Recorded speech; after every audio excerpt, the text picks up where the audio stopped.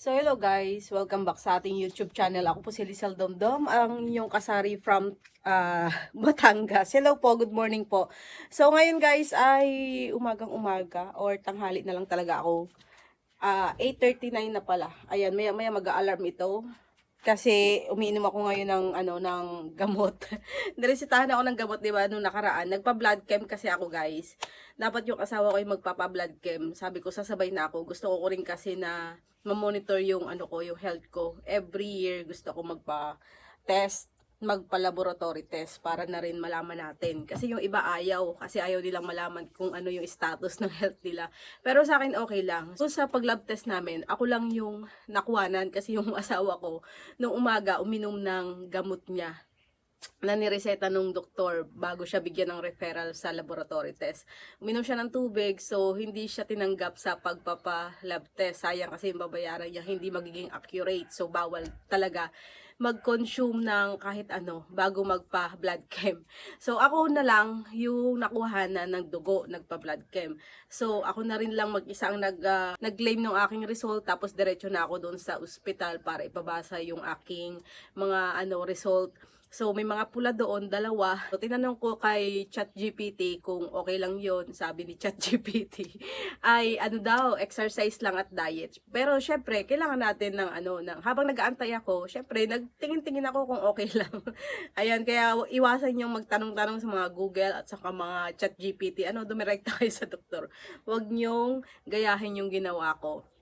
So, pagdating sa ospital, binipi ako, ang taas ng BP ko. Ospital, public hospital kasi yun, matagal ako nagantay. So, nung ako na yung nasa doktor para check upin, sabi, pwede na raw umuwi kasi mababa ang BP ko. Ang nakalagay doon, ang nabasa ng doktor, siguro magulo yung pagkakasulat ng attendant, mas mababa doon sa narinig ko doon sa nag-BP sa akin. Sabi ko, hindi ho yan ang totoong BP ko narinig kanina. Sabi niya kasi 120 over ganyan, mababa. Pina-BP ulit ako, mataas na naman. So, ang nangyari guys, dapat magpapabasa lang ako ng lab result ko. Pero ang tagal ko sa ospital dahil nung i-BP ulit ako, mataas nga, pinahiga ako. So, wala akong kasama, walang mautusan kasi public hospital nga. Walang mautusan magbumili ng catapres. Diyos ko, puro de. Walang mautusan magbumili ng catapres. So, ako yung pasyente, ako rin ang lumabas para bumili ng catapres na sarili ko. So, isang catapres lang naman. Tapos, nagmamadali ako kasi may mga dumadating na cash out, ayan, sa cellphone ko na nagdo-notify na may mga cash out. So, ginabi na ako doon. Ayaw ako pauwiin. Siguro nakalimang BP sa akin. Ayaw talaga nilang bumaba ng BP ko. So, after ko ma-BP ng mas mababa na, sabi ko baka pwedeng umuwi na ako. Nung mataas-taas pa nga, sabi ko sa amin na lang ako hihiga, magpapahinga.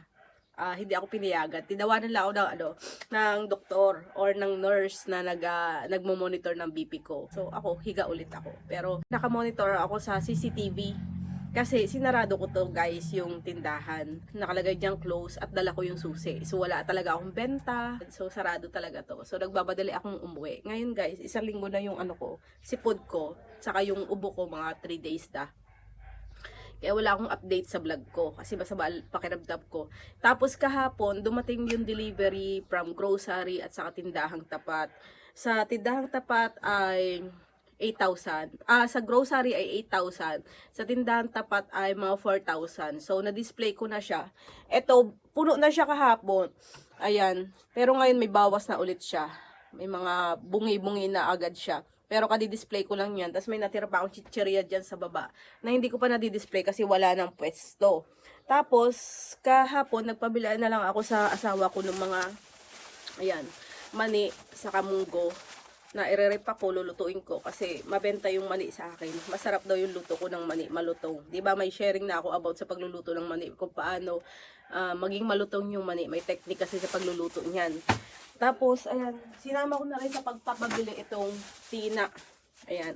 Tapos kahapon or kagabi, nagbili na ako sa asawa ko, naglista na ako nung reseta ko nung gamot ko sa cholesterol ko na mataas ay kailangan ko uminom ng 3 months. Tapos doon yung losartan, Diyos ko puro de, kailangan ko uminom ng 1 buwan. Puro dahil tumataas ang cholesterol ko, kulang ako sa exercise. Kasi dito lang ako lagi sa tindahan, paikot-ikot.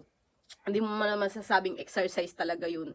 Kasi dito na lang talaga paikot-ikot sa tindahan. Ayan, pag magdi-display na, i-stretch ka ng konti. Pag nandito sa tindahan, pag naiinip ka, syempre, kain ka ng kain, ng kung ano-ano, gutumin ka. Pero sa totoo lang, dito sa sari-sari store ko, hindi na ako natitempt ng mga pagkain yan. Kahit gusto kong kumain, anong masarap kainin.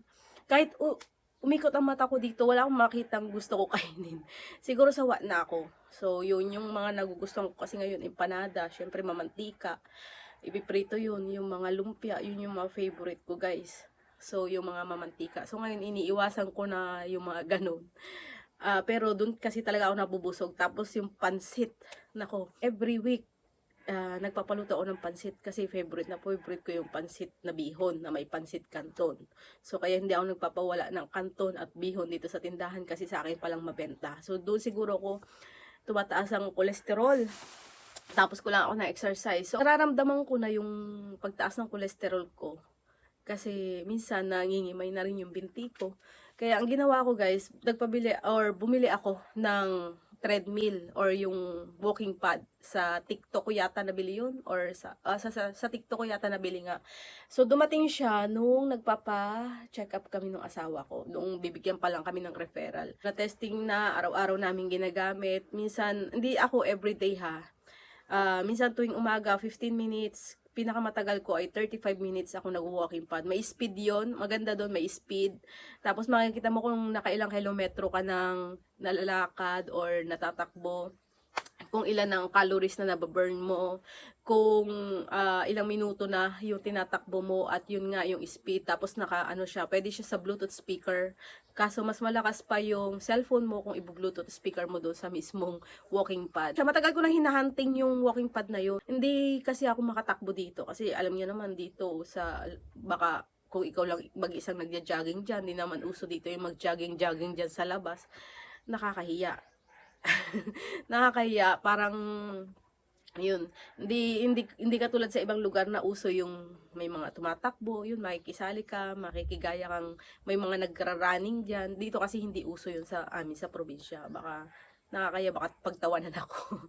So dati nag-exercise kami madaling araw diyan sa kalsada. Kaso 'di ba highway, nakakatakot, baka mamaya may mga nakatulog na driver ng truck, bigla na lang nasa gilid ka na nga ng kalsada, masalpo ka pa ng truck, 'di ba? So delikado. Kaya ang ginawa ko yung walking pad na lang, guys. Tapos galaw-galaw dito sa loob ng tindahan. Pag may time talagang naglalakad ako doon habang nag-scroll sa Facebook para hindi ako mainip. Kasi iba pa rin talaga yung naglalakad ka or tumatakbo ka sa mismong kalsada kasi hindi ka nakakainip. Sa walking pad talaga may inip ka. Kahit ilang minuto ka pa lang dyan, feeling mo ang tagal mo nang natakbo or naglalakad doon. So kailangan mo talaga ng libangan habang tumatakbo or lumalakad para hindi mo napapansin na matagal ka na palang naglalakad sa walking pad. So yun guys, ang kagandahan doon ay meron siyang warranty. 4 years yata ang warranty ng walking pad. So, ang walking pad na yun, tagal ko nang hinahunting yung mga sale sa Lazada, sa Shopee, saka sa TikTok, inantay ko siya. Hanggang bumaba siya, yun, nabili ko na siya. Less than 5,000 pa rin yun. So, ilagay ko na lang dyan yung presyo niyan, mga kasari. So, kahapon, nagpabili na naman ako sa asawa ko kasi nga tanghali na akong nagigising. Hindi ko na siya nadadatnan pag nagising ako. So, hindi ako makakapagbili na ipabibili ko sa kanya. So, kagabi pa lang, binili ko na, may listahan na ako na bili mo to yung gamot ko, yung nasa reseta, sa kabilhan mo ko ng Coke mismo.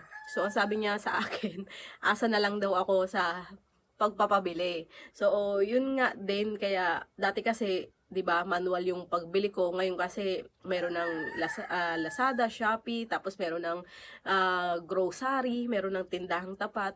So hindi na ako nakakalabas ng tindahan. Yung mga kailangan ko na lang bilhin ay pinapabili ko na lang sa asawa ko. Katulad nito, pumunta sila sa Lipa dahil nga bumili sila ng panlako ng mga appliances, mga gamit sa bahay na nilalako nila ng biyanan ko sa parteng Laguna. Pahulugan yon, hindi talaga literal na nilalako ha.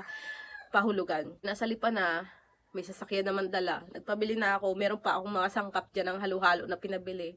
Kahit inuubo na ako dahil tag-init na. So, nagpabili ako ng mga nata, kaong, at saka kamote, ube. Ayan, ito yung ating kamote. So, nagpadala ako ng 1,000, 200 na lang natira sa akin. Pero may pinabili naman ako mga prutas-prutas. Kasi sa city, mas mura yung prutas, mga kasari. So, yun. Sabi niya sa akin, asa na lang daw ako sa stocks ko sa pagpapabili sa kanya. So, bumabalik na naman ako sa dati na pabili. Pero, yun. Nagpadala ako ng 500, kulang yun. Kasi ang mismo 200 plus na. 2 case yung pinabili ko, di 400 plus na yung gamot ko. 100 yun. So, abuno yun, magrereklamo yun mamaya. So, yun guys, ang punto ko dito, mga kasari, kahit nasa loob na tayo ng tindahan, hindi tayo masyado nakaka-exercise ng gusto. Although, exercise na yung pagtitinda natin, pero hindi pa rin sapat yun. Ingatan pa rin natin yung health natin. Magpa-check up pa rin tayo kahit wala tayong nararamdaman.